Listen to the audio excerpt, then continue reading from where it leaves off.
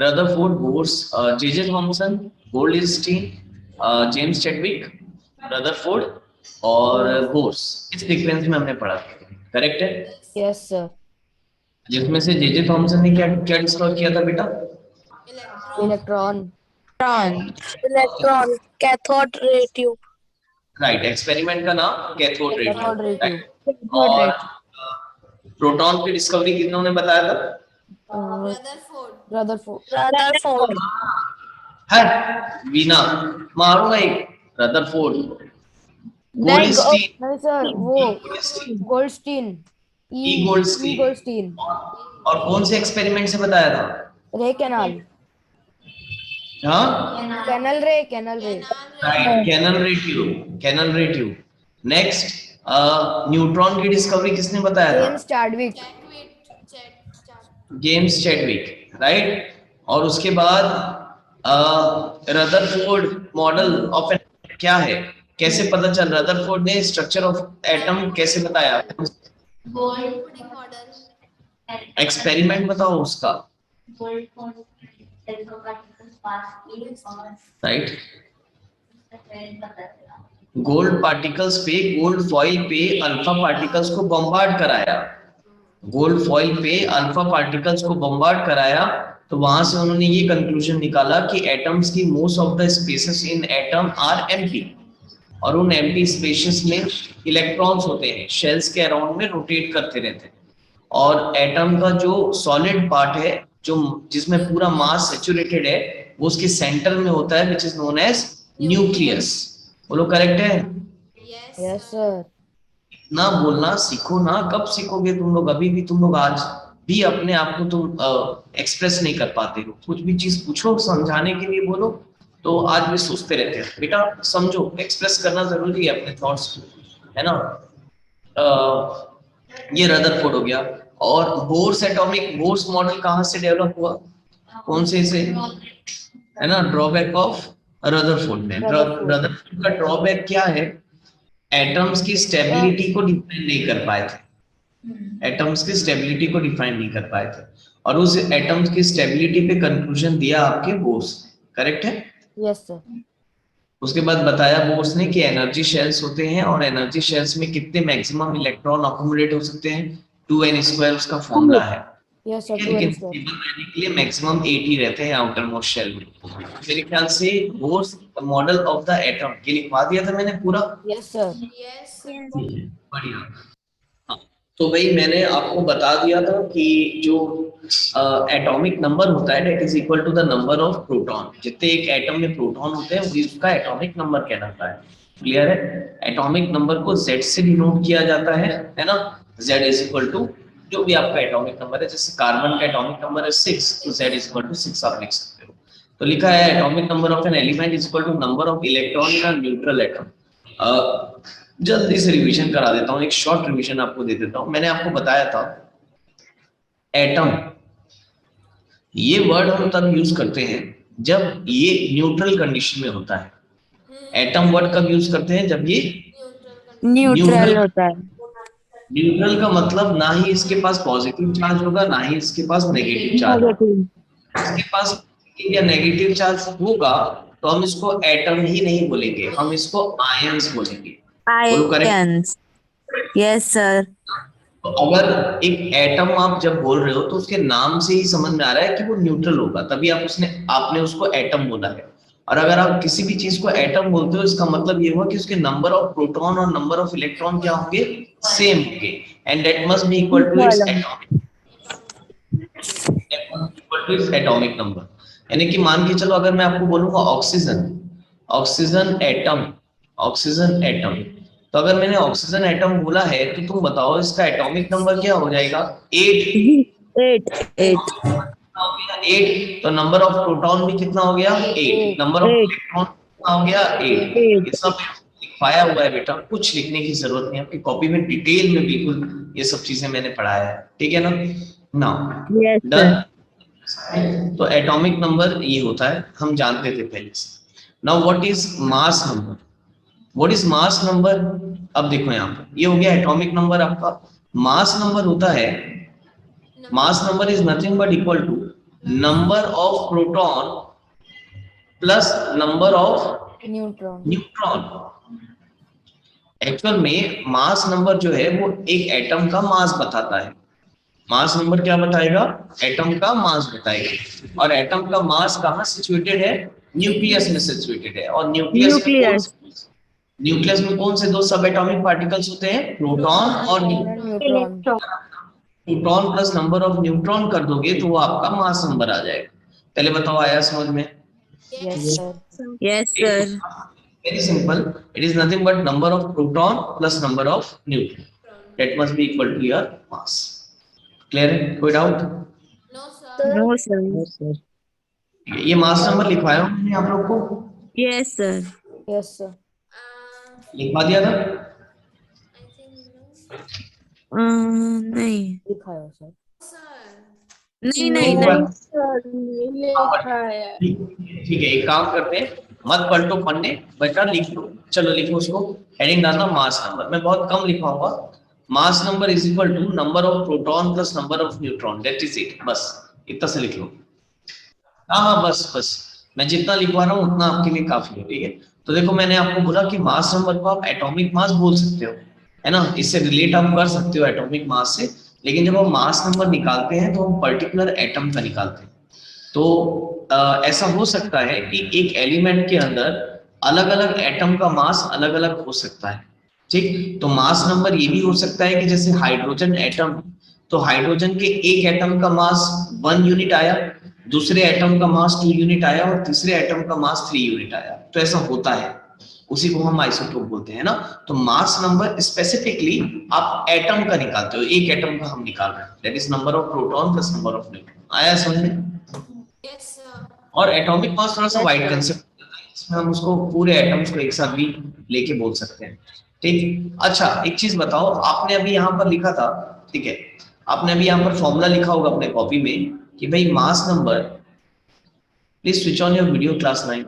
Mass number is equal to number of proton plus number of neutron. बोलो correct है?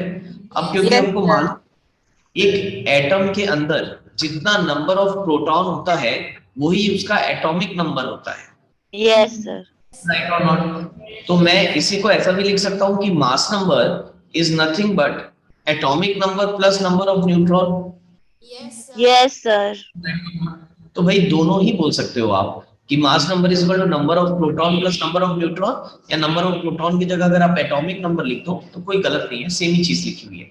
तो mass number is equal to atomic number plus number of neutron. आया समझ में? Yes, sir.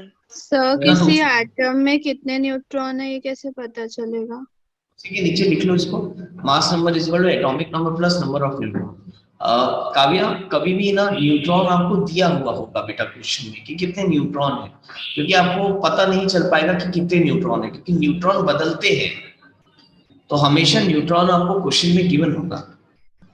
Clear sir है? Neutron fix नहीं होते, change होते रहते हैं उनके नंबर? न्यूट्रॉन फिक्स नहीं होते, they can change, atom to atom vary कर सकता है। Okay sir. सर ठीक है, न्यूट्रॉन के बदलने से ही तो आइसोटोप्स बनते हैं बेटा। ठीक, तो न्यूट्रॉन फिक्स नहीं होता है, न्यूट्रॉन आपको दिया होगा। Yes sir. आगे बढ़े। This is very important symbolic representation of an element. तो ये आप बिल्कुल अच्छे से लिख लो, जैसा ये लिखा हुआ है एज इट इज अपने कॉपी में लिखो। आपको कई बार क्वेश्चन में ये सिंबल का यूज करता है, आपको सिंबल ऑफ एन एलिमेंट बताएगा, उसके ऊपर में एक नंबर लिखा होगा, उसके नीचे में एक नंबर लिखा होगा। अगर ऊपर में एक नंबर लिखा है इसका मतलब वो मास नंबर है, और नीचे में जो नंबर लिखा हुआ है इसका मतलब वो आपका एटॉमिक नंबर है। खैर मैं ये क्वेश्चन से और अच्छे से समझाऊंगा, आप जस्ट उसके नीचे ये सिंबल लिखो। This is very important. Again यहाँ से कहीं ना कहीं बेटा 1 मार्क का क्वेश्चन आपको घुमा फिरा के दे देता है। तो आपका ये टॉपिक जो चल रहा है इससे आपको एक क्वेश्चन शॉर्ट मिलेगा, पूरा topic atomic number, mass number, उसकी कैलकुलेशंस, आइसोटोप्स वगैरह से आपको एक क्वेश्चन मिलेगा ही मिलेगा। ठीक है ना? डन। ये जो मैंने लिखा है ना, ये बहुत इंपॉर्टेंट है ना, ये एग्जाम में आता है और कई बच्चे एकदम इसको छोड़ देते हैं तो मुझे हंसी आती है ना, ये नहीं छूटना चाहिए बस आपका, ठीक है। ये जो अभी मैंने आपको जो सिंबल बताया, ये सिंबल बहुत काम की चीज है। अब मान के चलो आपका ऑक्सीजन, ऐसा बॉक्स में लिख के। कौन है भैया? ऑक्सीजन, देखो ऑक्सीजन O है, ठीक। अब इस ऑक्सीजन का आपको एटॉमिक नंबर मालूम है, बोलो कितना? Atomic number 8 8, right. और इसका मास नंबर कितना होता है? What is atomic mass? 16 16 16। देखो एक तो हो गया ये लिखना, भाई ऑक्सीजन है, उसका एटॉमिक नंबर इतना है और मास नंबर इतना है। और एक होता है इस टाइप से लिखना, न्यूमेरिकल में अक्सर ये ऐसे न्यूमेरिकल्स आते हैं, आपको O लिखा होगा, ऊपर में आपको लिख दिया होगा 16 और नीचे लिख दिया होगा आपको 8, बस। और ये कुछ भी नहीं आपको ऐसा लिख के देगा स्टेटमेंट्स वगैरह, वो बस ये दे देगा, है ना। और ये बोलेगा आपको ये दे दिया, और आपसे पूछेगा कि बताओ भाई उसका नंबर ऑफ न्यूट्रॉन कितना है, आपको ये बोल देगा कि उसका नंबर ऑफ न्यूट्रॉन कितना है, ये बताओ।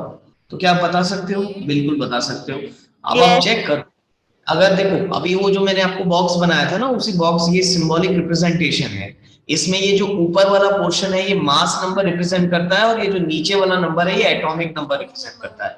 यानी अगर इसका एटॉमिक नंबर, अगर एटॉमिक नंबर 8 है, इसका मतलब हमको इसका नंबर ऑफ प्रोटॉन मालूम है, बताओ इसका नंबर ऑफ प्रोटॉन कितना हो जाएगा? 8। हमको इसका मास नंबर भी मालूम है, बताओ इसका मास नंबर कितना है? 16। अगर नंबर ऑफ प्रोटॉन मालूम है, मास नंबर मालूम है, तो क्या आप यहाँ से नंबर ऑफ न्यूट्रॉन निकाल सकते हो?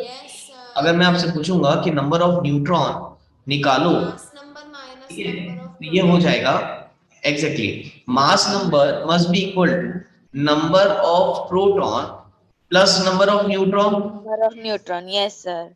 राइट। तो मास नंबर दिया है बेटा 16 must be equal to number of proton which is 8 plus number of neutron n, तो 16 minus 8, तो यहाँ से न्यूट्रॉन आ जाएगा which is nothing but 8। आया क्या? Yes, sir. Yes sir. सबको क्लियर हुआ? Yes, sir. Yes sir. इस टाइप से क्वेश्चंस बनते हैं, ये तो मैंने बड़ा बेसिक सा बता दिया आपको, एक है ना, एक एग्जांपल समझ के ऐसा लिख लो आप, एक फॉर एग्जांपल करके, फॉर एग्जांपल। हाँ चलो देखो क्या दिया हुआ, बन गया होगा एक क्वेश्चन आराम से। और बस हो गया। एटॉमिक, है ना, calculate the atomic number of an element, हमको एटॉमिक नंबर निकालना है। सॉल्यूशन देखो, ठीक है, एटॉमिक नंबर आपको कैलकुलेट करना है बेटा। whose atomic nucleus has mass number इतना, आपको मास नंबर दिया हुआ है, मास नंबर दिया है 23 23. एंड न्यूट्रॉन नंबर, अच्छा ये कुछ अलग ही है, न्यूट्रॉन नंबर यानी नंबर ऑफ न्यूट्रॉन, न्यूट्रॉन कितना दिया है? 12। 12. What is the symbol of the element? अब देखो उसका symbolic representation भी करके आपको बताना है। Very simple question. आपको मालूम है mass is equal to number of proton plus atomic number. number of neutron होता है बेटा, तो mass number is 23 must be equal to what is number of proton? It is P plus number of neutron, it is 12. So 23 minus 12 must be equal to 11. Number of proton 11 आ गया, तो atomic number 11 आ गया। Symbolic representation क्या होगी? पहले ये देखो, atomic number 11 है, तो अगर एटॉमिक नंबर 11 है तो ये कौन सा एलिमेंट होगा? Sodium. Very good Beena. Sodium. Less than a second आपको तुरंत अब निकलना चाहिए भाई माउथ से आपके, it is sodium, Na। Atomic number 11 है सोडियम, तो सिंबॉलिक हो जाएगा Na। इसका मास नंबर आपको दिया हुआ था, दैट इज 23, और इसका है आपका 11। आया समझ में? सर इसको ऐसे लिखना भी है क्या लास्ट में? हाँ, आपको देखो बोला है what is the symbol of an element, symbol of the element. Symbol of the element का मतलब सिंबॉलिक रिप्रेजेंटेशन आपको करने बोल रहा है, तो आपको उसका मास नंबर एटॉमिक नंबर के साथ उसके सिंबल को लिखना है। आया समझ में? और इससे एक क्वेश्चन आ जाता है एग्जाम में। अब तुम बताओ, देखो लड्डू क्वेश्चन है, कुछ भी नहीं है इसमें, एक ही फॉर्मूला है, mass number is equal to number of proton plus number of neutron, वहां से आपका ये बन जाता है। बिल्कुल इजी सा क्वेश्चन, अगर आपके कंसेप्ट अच्छे हैं तो आप आराम से बनाओगे बिल्कुल।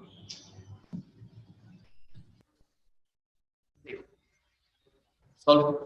The number of electron in an atom is 8 and the number of proton is also 8. What is the atomic number of the atom? What is the charge on the atom? बनाओ. All of you done? Again very simple बेटा. Yes, sir, done. सीधी बात है. Very good. ठीक है. बढ़िया. ये बिल्कुल बनना चाहिए. ये हर एक से बनना चाहिए. It's a very simple question. अगर आप देखोगे तो यहाँ पर कितनी क्लियर लिखा हुआ है आपको, है ना? और मैं बताऊं ये ओरल क्वेश्चन है. अगर आप बनाना चाहो तो ये बिल्कुल ओरली बन जाता है. आप देखो नंबर ऑफ इलेक्ट्रॉन कितना दिया है? 8. इलेक्ट्रॉन दिया है 8. अब क्योंकि ये एटम बोला है, number of electron in an atom, तो जब एटम की बात करें तो जितना इलेक्ट्रॉन है उतने ही प्रोटॉन. Yes, sir. अगर 8 है तो नंबर ऑफ प्रोटॉन भी 8 है, यानी कि इसका एटॉमिक नंबर भी 8 है. बोलो राइट और not? Sir. Number of electron 8 तो नंबर ऑफ प्रोटॉन भी 8. तो Atomic therefore number भी 8. 8 क्योंकि number of proton is equal to atomic number. ठीक है. फर्स्ट बिट तो ऐसे ही बन गया, ओरली बन गया. What is the atomic number? 8 है ना. नंबर ऑफ प्रोटॉन दिया है. अच्छा, number of proton is also 8. अच्छा, ये दिया हुआ था प्रोटॉन, मैंने पहले लिख दिया उसको. ठीक है. Now what is the charge on the atom? अब एटम में चार्ज क्या होगा? No charge. No charge. ये न्यूट्रल होगा. एटम में चार्ज थोड़ी ना होता है. एटम में चार्ज थोड़ी ना होता है. आयन में चार्ज होता है. अगर कोई आपसे पूछे एटम में कितना चार्ज है तो आप बोलोगे atom having no charge. Atom having no charge. और वो यहां से भी समझ में आ रहा है. कहां से? अगर 8 प्रोटॉन है और 8 इलेक्ट्रॉन है, तो जब number of electron is equal to number of proton है, इसका मतलब 100% वो एक एटम है. Atom. Yes, sir. Electron gain होता या लूज होता तो वो प्रोटॉन के इक्वल नहीं आता. आया समझ में क्या बोला मैंने? Yes, sir. Number of electron is equal to number of proton अगर आपके पास है तो it is nothing but an atom. ये आपको मालूम होना चाहिए. ये क्या होगा? ये एटम के ही केस में होगा. प्रोटॉन और इलेक्ट्रॉन दोनों कैसे होते हैं? सेम होते हैं. Then it will have no charge. Atom के पास कोई चार्ज नहीं होता. बोलो क्लियर है? सर इसका चार्ज 0 हो जाएगा ना फिर? हाँ, आप नो चार्ज लिख सकते हो, चार्ज इज 0 लिख सकते हो, कोई प्रॉब्लम नहीं. ठीक है. Anyone having any doubt in this question? जल्दी से बताओ. बढ़िया. Next question number 3, sample problem 3. ये एनसीईआरटी का है, बनाओ जल्दी. मोल कंसेप्ट को छोड़ देना तो आपकी पूरी केमिस्ट्री बहुत आसान है. सिर्फ मेहनत आपको मोल कंसेप्ट पे ही करनी है. बाकी चीजें तो मुझे नहीं लगता आपको कहीं दिक्कत गई होगी. स्ट्रक्चर अच्छे से आ गया होगा समझ में.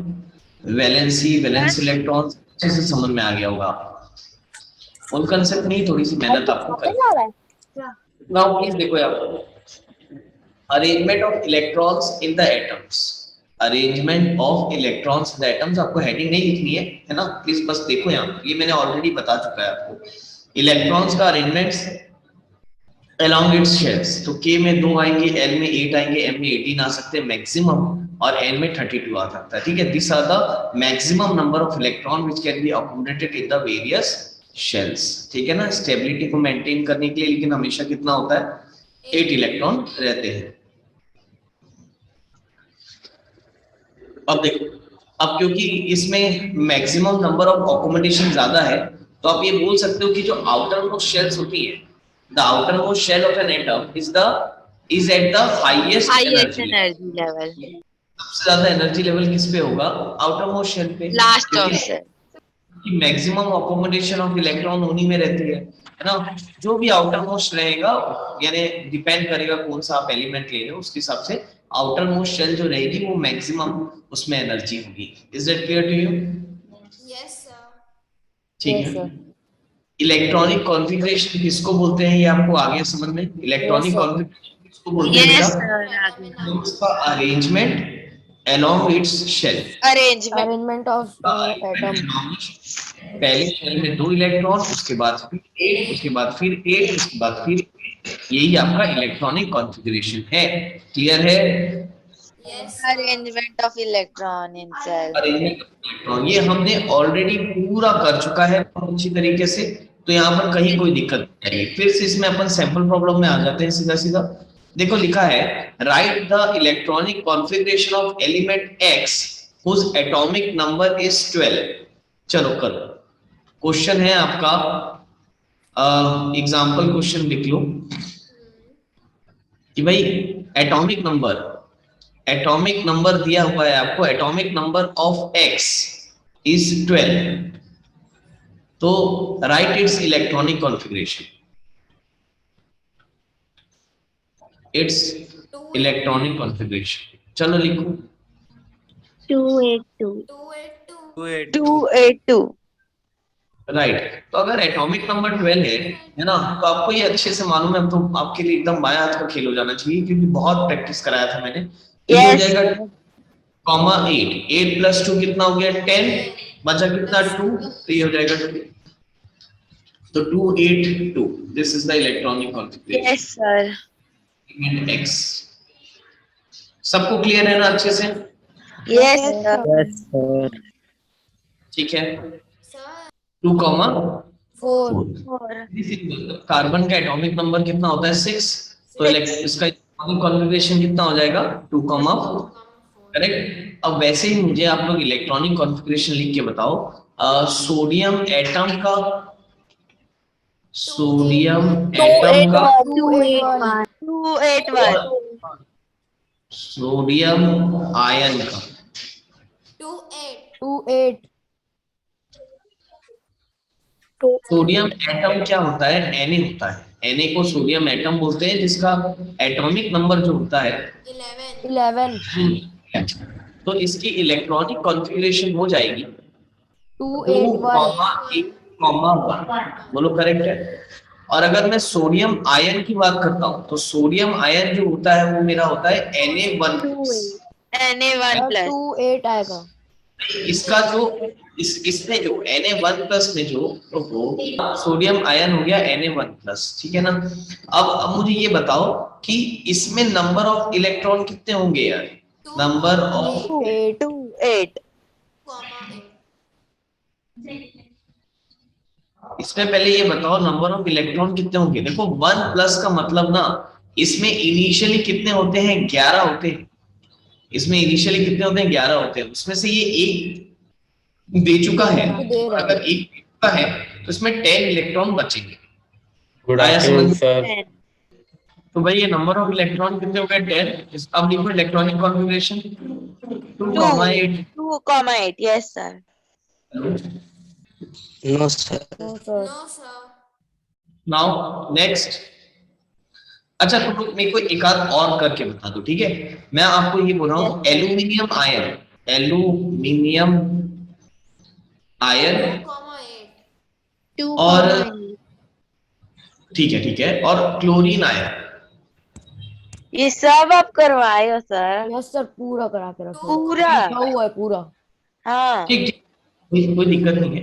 आप मुझे इनका इलेक्ट्रॉनिक कॉन्फ़िगरेशन लिख करके बताओ। एल्यूमिनियम आयन का 28 आएगा। 2,8 आ रहा है इसका एल्यूमिनियम आयन का। ठीक है, पहले ये बताओ एल्यूमिनियम आयन होता क्या है, Al। Al 3+। 3+। एल्यूमिनियम का होता है एटॉमिक नंबर 13, इसका मतलब इलेक्ट्रॉन 30 होंगे उसके, क्योंकि अब 3 इलेक्ट्रॉन दे दिया, उसके पास नंबर ऑफ इलेक्ट्रॉन कितने बचेंगे?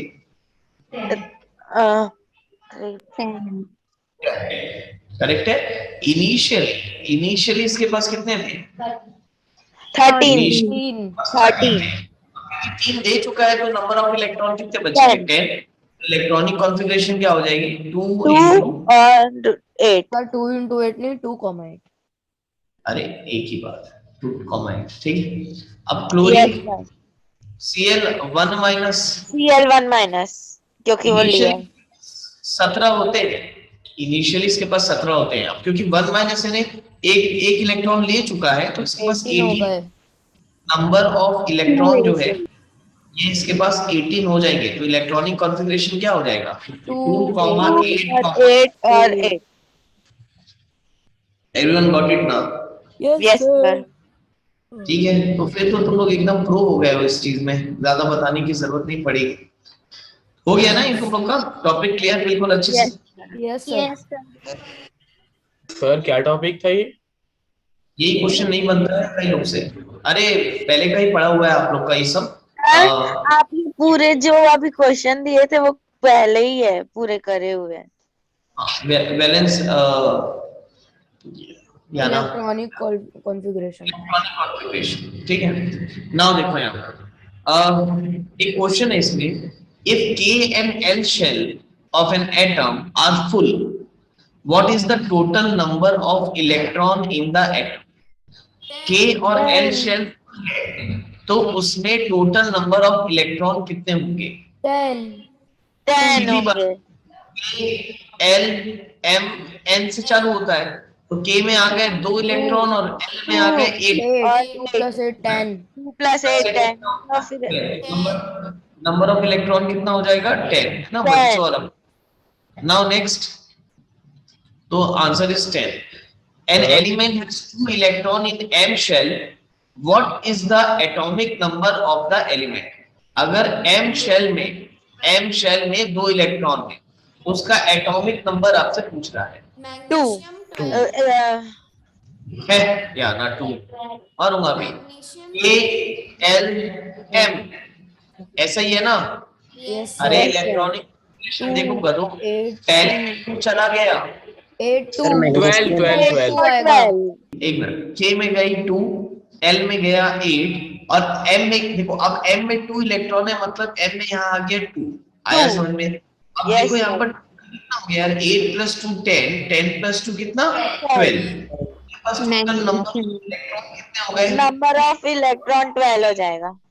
प्रोटॉन भी 12 ले ले, तो एटॉमिक नंबर क्या हो जाएगा बताओ?